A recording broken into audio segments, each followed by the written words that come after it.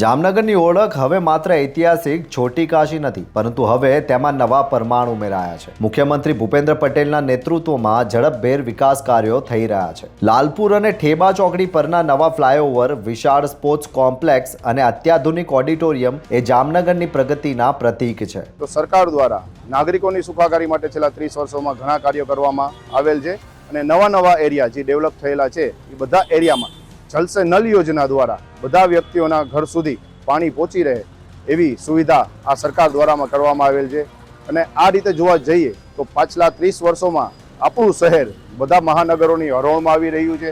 ગુજરાત સરકાર જામનગરના આંતરમાળખાને મજબૂત બનાવી રહી છે। છેલ્લા 3 દાયકાના આયોજનબદ્ધ વિકાસથી શહેરનો નકશો બદલાયો છે। જામનગરના વેપારીઓ કે ઉદ્યોગકારોને જરૂરિયાત મુજબની સગવડતાઓ કે એના પ્રશ્નોને વાચા આપવાનું પણ કેન્દ્ર સરકારે યોગ્ય પ્રતિનિધિ દ્વારા કરવામાં આવે છે।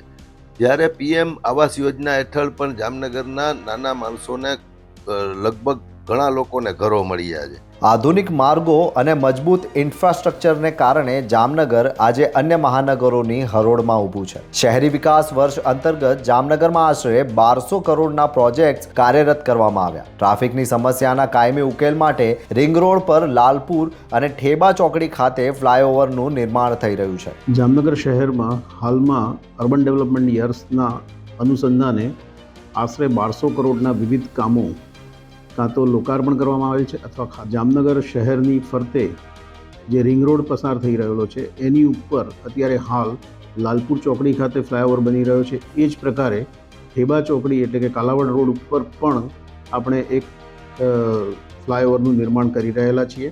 આ ઉપરાંત જામનગર શહેરમાં એક 1250 લોકો બેસીને વિવિધ કાર્યક્રમો માણી શકે એ માટેનું એક ઓડિટોરિયમ અને એ જ રીતે એક મોટું ભવ્ય સ્પોર્ટ્સ કોમ્પ્લેક્સનું પણ નિર્માણ થવા જઈ રહ્યું છે। આ ઉપરાંત સાંસ્કૃતિક પ્રવૃત્તિઓ માટે 1250ની ક્ષમતા ધરાવતું ઓડિટોરિયમ અને રમતવીરો માટે સજ્જ સ્પોર્ટ્સ કોમ્પ્લેક્સ શહેરની શોભા વધારશે।